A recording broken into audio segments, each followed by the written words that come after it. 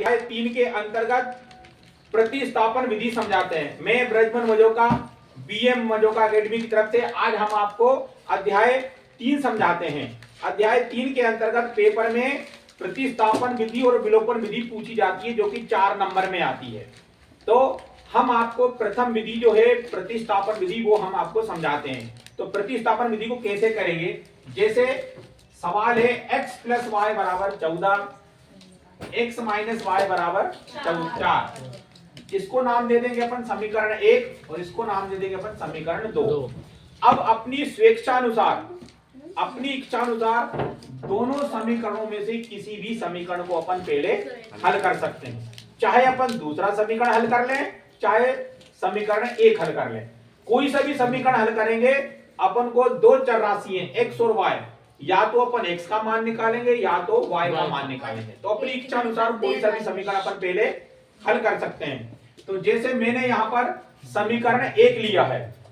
समीकरण 1 क्या है, x प्लस वाई बराबर 14, x वाई बराबर 14। तो यहाँ पर अपनी इच्छा अनुसार y का मान भी निकाल सकते हैं और x का मान भी निकाल सकते हैं। तो मैंने यहाँ पर x का मान निकाला है। तो 14 माइनस ये y प्लस का है। जब अपन पक्षांतर करते हैं तो चिन्ह बदल जाता है। कोई भी संख्या अपन पक्षांतर करेंगे तो उसका चिन्ह हमेशा बदल जाता है। प्लस का चिन्ह है तो माइनस में हो जाएगा, माइनस का चिन्ह है तो प्लस का हो जाएगा। इसी प्रकार यहाँ पर प्लस y है तो इधर हो गया माइनस y। इस समीकरण को अपन नाम दे देंगे समीकरण नंबर 3। प्रतिस्थापन विधि में समीकरण 3 बनाया जाता है। अब जो समीकरण 3 बना है इसका मान अपन को उस समीकरण में रखना है जिस समीकरण को अपन ने हल नहीं किया है। यहाँ पर अपन ने समीकरण 1 को हल करा था, अपने पास समीकरण नंबर 2 बच गया।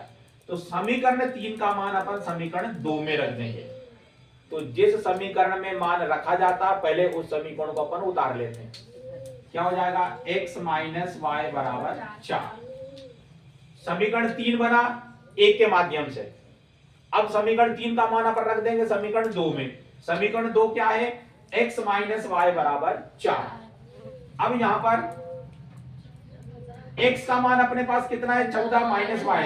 x की जगह पर रख देंगे अपन 14 माइनस वाई बराबर 4, क्योंकि अपन एक समीकरण 3 का मान रख रहे हैं। समीकरण 3 जो है वो x का मान है। x की जगह पर अपन रख देंगे 14 माइनस वाई।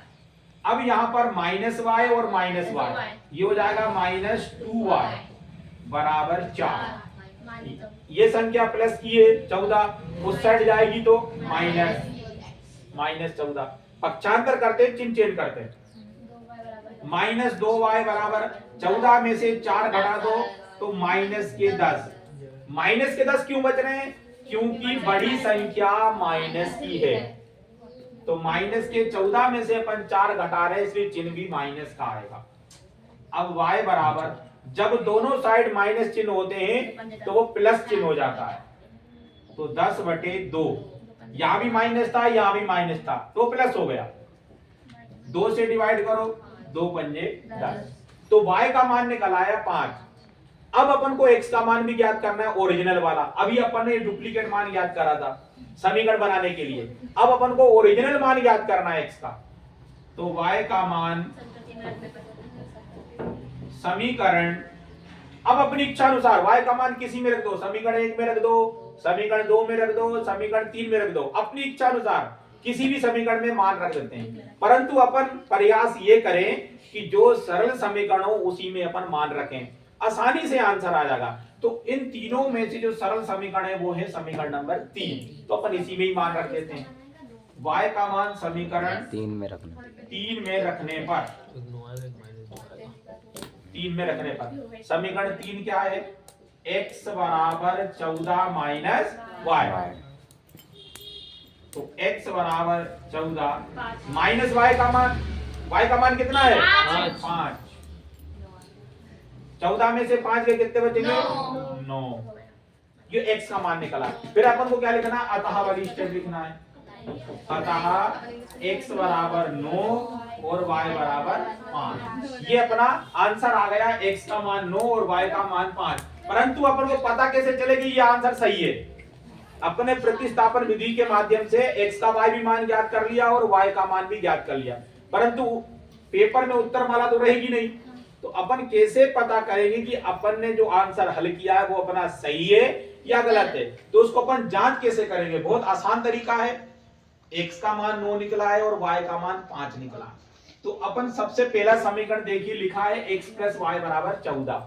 तो अपन इन दोनों मानों को जोड़ेंगे और बराबर में 14 अगर आ जाता है तो आंसर सही है, नहीं तो गलत है। कैसे? x का मान अपने पास कितना है? 9। यहां 9 लिख लिया। y का मान कितना है अपने पास? 5। 9 और 5 कितने होते हैं? ये देखिए बराबर वाली संख्या हो गई 14। इसी प्रकार अपन सेकंड समीकरण में भी जांच कर सकते हैं। x का मान कितना है? 9। y का मान कितना है? 5। 9 में से 5 घटाओ, कितने बचेंगे? 4। तो ये सवाल की जांच हो गई। कोई सा भी सवाल पर प्रतिस्थापन करेंगे तो अंत में उत्तर की जांच कर सकते हैं। x और y का मान किसी भी समीकरण में रख देंगे और बराबर वाली अगर संख्या आ जाती है तो मतलब अपना आंसर सही है। तो आपको सवाल समझ में आया प्रतिस्थापन विधि?